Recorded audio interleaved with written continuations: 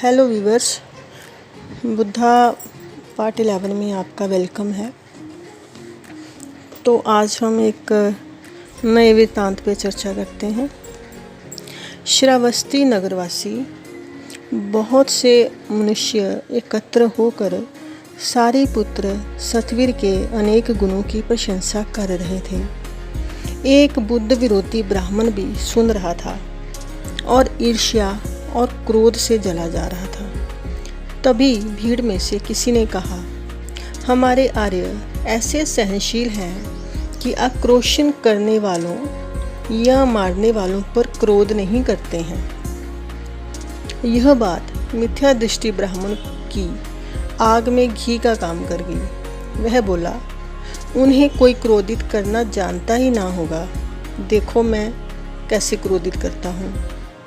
नगरवासी हंसे और उन्होंने कहा, यदि तुम उन्हें क्रोधित कर सकते हो तो करो।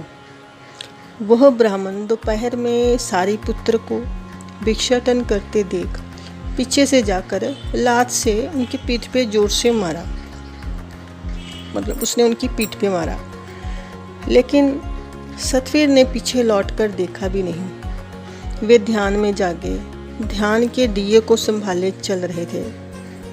सो वैसे ही चलते रहे। उल्टे मन ही मन वे प्रसन्न भी हुए, क्योंकि साधारणतया ऐसी स्थिति में मन डावाडोल हो उठे यह स्वाभाविक ही है। लेकिन मन नहीं डोला था और ध्यान की ज्योति भी और भी थिर हो उठी थी। उनके भीतर इस भांति लात मारने वाले के प्रति आभार के अतिरिक्त और कुछ भी नहीं था। इस घटना ने अंधे ब्राह्मण को तो जैसे आंखें दे दी। वह सारिपुत्र के चरणों में गिर पड़ा और उन्हें ले जाकर भोजन करवाया। उन्हें अपने घर ले जाकर भोजन करवाया। उसकी आंखें पश्चाताप के आंसुओं से भरी थी और वे आंसू उसके सारे कलमश को बहाकर उसकी आत्मा को निर्मल कर रहे थे। इस तरह सारिपुत्र के निमित्त उस पर पहली बार बुद्ध की किरण पड़ी थी। लेकिन भिक्षुओं को सारिपुत्र का व्यवहार जचा नहीं और उन्होंने भगवान से कहा, आयुष्मान सारिपुत्र ने अच्छा नहीं किया, जो कि मारने वाले ब्राह्मण के घर जाकर भोजन भी किया। अब किसे वह बिना मारे छोड़ेगा? वह तो भिक्षुओं को मारने की आदत बना लेगा। अब तो वह भिक्षुओं को मारता हुआ विचरण करेगा। शास्ता ने भिक्षुओं से कहा, भिक्षुओं, ब्राह्मण को मारने वाला ब्राह्मण नहीं है, गृहस्थ ब्राह्मण द्वारा श्रमण ब्राह्मण मारा गया होगा। और सारिपुत्र ने वही किया है जो कि एक ब्राह्मण के योग्य है। फिर तुम्हें पता भी नहीं है कि सारिपुत्र के ध्यानपूर्ण व्यवहार ने एक अंधे आदमी को आंखें प्रदान कर दी हैं। और तब उन्होंने ये गाथाएं कही, न ब्राह्मण से तदकिच्चो सेयो यथा ने सेदो मनसो पियहि यदो यदो हिंसमनो निवतति तत्तो ततो समसते एवं दुख है। ब्राह्मण के लिए यह कम श्रेयकर नहीं है कि वह प्रिय पदार्थों से मन को हटा लेता है। जहाँ जहाँ मन हिंसा से निर्मित होता है वहाँ वहाँ दुख शांत हो जाता है। न जट है न गोत है न जच्चा होते ब्राह्मणों। यम है सच्चा धमो च सो सुचे सो च ब्राह्मणों। न जटा से न गोत्र से न जन्म से ब्राह्मण होता है। जिसमें सत्य और धर्म है वही शुचि है और वही ब्राह्मण है। कीते जट है दुमधे कीते अजन संटिया अभ्यंतर ते गहन वाहरे परम जसे। है दुर्बुद्धि, जटाओं से तेरा क्या बनेगा? मृग चरम पहनने से तेरा क्या होगा? तेरा अंतर तो विकारों से भरा है, बाहर क्या धोता है? सवे सचोजन शेतवा योवे न परिस्तमस्ति संग सत्य विश्चितम तमहे ब्रह्मी ब्रह्मणे। जो सारे संयोजनों को काट कर भयरहित हो जाता है, उस संग और आसक्ति से विरक्त को मैं ब्राह्मण कहता हूँ। तो व्यूअर्स, ये था वृत्तांत। तो वैसे तो बहुत ही सरल है, किंतु फिर भी मैं आपको थोड़ा और भी सरल करके अपनी भाषा में एक्सप्लेन करती हूँ कि श्रावस्ती जो एक शहर है, जो एक नगर है, वहाँ नगरवासी बड़े सीधे साधे लोग हैं जो इकट्ठे होकर सारिपुत्र के गुणों की प्रशंसा कर रहे थे। अब ये सारिपुत्र कौन है? सारिपुत्र बुद्ध के प्रमुख शिष्यों में से एक थे, जिन्होंने कि बुद्ध के जीते जी ही जिनको बुद्ध तो प्राप्त हो गया था, और वो बड़े ही एक प्रसिद्ध भिक्षु रहे हैं। तो श्रावस्ती के भोले वाले लोग, सीधे साधे जो भी लोग थे, वो उनके गुणों की प्रशंसा कर रहे थे, और उनमें गुण इतने थे कि जितनी प्रशंसा की जाए उतनी कम थी। और गांव के लोग उनकी जो भी प्रशंसा कर रहे थे वो ठीक ही थी, लेकिन उनमें से ना एक बुद्ध विरोधी ब्राह्मण भी सुन रहा था, और वो ईर्ष्या और क्रोध से जला जा रहा था। तो भीड़ में से किसी ने कहा कि जो हमारे आर्य, यानी ये अपना सारिपुत्र के बारे में, हमारे आर्य ऐसे सहनशील हैं कि जो भी मतलब उन पे अगर क्रोध भी या क्रोश भी करता है तो उस पर क्रोध नहीं करते। तो ये जो बात थी, वो जो ब्राह्मण था, जिसको कहना चाहिए कि जो थोड़ा मिथ्या दृष्टि ब्राह्मण था, उसके अंदर इस बात से बड़ी ईर्ष्या हो गई। तो उसने मतलब ये सोच ही लिया कि उसने इसको एक चैलेंज की तरह लेता है कि मैं उनको, आज तक किसी ने ढंग से उनको गुस्सा दिलाया ही नहीं है, तो मैं दिलाऊंगा तो आप उसका वो रूप देख पाओगे जो आपको नहीं, अभी पता नहीं है। तो उसने क्या किया कि जो सारिपुत्र थे वो भिक्षाटन करके जब जा रहे थे, तो उसने पीछे से जाकर उनकी पीठ पर जोर से अपनी लात मारी है, उनकी पीठ पर।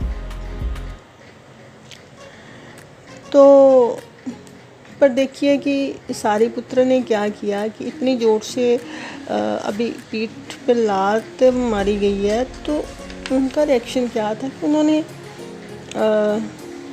रिएक्शन तो क्या देना था, उन्होंने तो पीछे मुड़ के देखा भी नहीं है कि कौन है, उन्होंने पीछे मुड़ के भी नहीं देखा।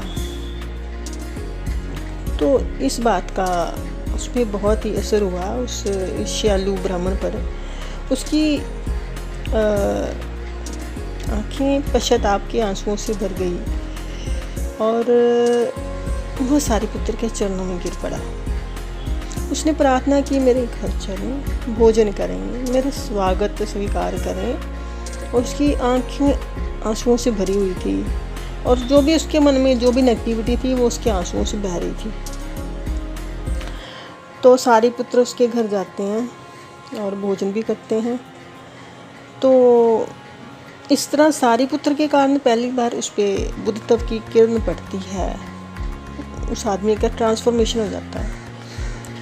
तो लेकिन जो ये बात जब भिक्षुओं को पता चली, तो उन्होंने ये बात शास्त्रा को बताई कि उनको ये व्यवहार जंचा नहीं भिक्षुओं को सारिपुत्र का। उन्होंने भगवान से कहा कि आयुष्मान की ये सारिपुत्र ने अच्छा नहीं किया है, जो कि मारने वाले ब्राह्मण के घर पर भी भोजन किया है, कि अब तो उसकी आदत बन जाएगी, वो हर किसी भिक्षु को ऐसे डिसरिस्पेक्ट करेगा और मारेगा, कुछ भी कोई करके चला जाएगा। तो शास्त्रा ने भिक्षुओं से कहा, भिक्षुओं कि जो ब्राह्मण को मारने वाला है ना, वो ब्राह्मण नहीं हो सकता। पहली बात, गृहस्थ ब्राह्मण द्वारा श्रमण ब्राह्मण मारा गया होगा, झूठे ब्राह्मण द्वारा सच्चा ब्राह्मण मारा गया होगा, लेकिन जो मारता है अकारण बिना किसी वजह के, ये ब्राह्मण नहीं हो सकता। और सारिपुत्र ने वही किया जो ब्राह्मण के योग्य है। फिर तुम्हें पता भी नहीं है कि सारीपुत्र के उस जो ध्यानपूर्वक जो उनका व्यवहार था, उसने एक अंधे आदमी को आंखें प्रदान कर दी हैं, एक मूढ़ पुरुष को सेंसिटिव बना दिया है। और तब उन्होंने ये सूत्र कहे हैं कि ब्राह्मण के लिए यह कम श्रेयकर नहीं है कि वह प्रिय पदार्थों को मन से हटा लेता है, और जहाँ जहाँ मन हिंसा से निर्वृत्त होता है वहाँ वहाँ दुख शांत होता है। तो इस तरह से भगवान ने भिक्षुओं को समझाया।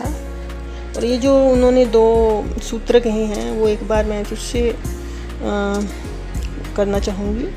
न ब्राह्मण से तदकित सयो यदा निषेधो मनसो पियहि यतो यतो हिंस मनो निवतति ततो सम्मते एवं दुख है कि ब्राह्मण के लिए श्रेयकर है कि प्रिय पदार्थों से मन को हटा लेता है, और कि वह प्रिय पदार्थों से मन को हटा लेता है। यहाँ जहाँ मन हिंसा से निर्वृत्त होता है वहाँ वहाँ दुख शांत हो जाता है। और एक सूत्र है, न जट है न गुत है न जच्चा होते ब्राह्मणों, यम है सच्चवे धम्मो च सो शुचि सो चा ब्राह्मणों। न यटा से न गोत्र से न जन्म से ब्राह्मण होता है। जिसमें सत्य और धर्म है वही शुचि है, शुचि मीन्स पवित्र, और वही ब्राह्मण है, और वही ब्राह्मण है। कीते जठे दुमिधे कीते आजन सटिया अध्यंतर ते गहन वाहरे परम जैसे। हे दुर्बुद्धि, जटाओं से तेरा क्या बनेगा, मुर्ग चरम पहनने से तेरा क्या होगा, तेरा अंतर तो विकारों से भरा है, बाहर क्या रोता है। और सच्चे सोजन शेत्वा योवे ना परम सती संघातिंग विश्व वित्तम है दमे ब्राह्मणे द्रुमे ब्राह्मणे। जो सारे संयोजनों को काट कर भय रहित हो जाता है, उस संग और आसक्ति से विरत को मैं ब्राह्मण कहता हूँ। तो वीवर जिस प्रकार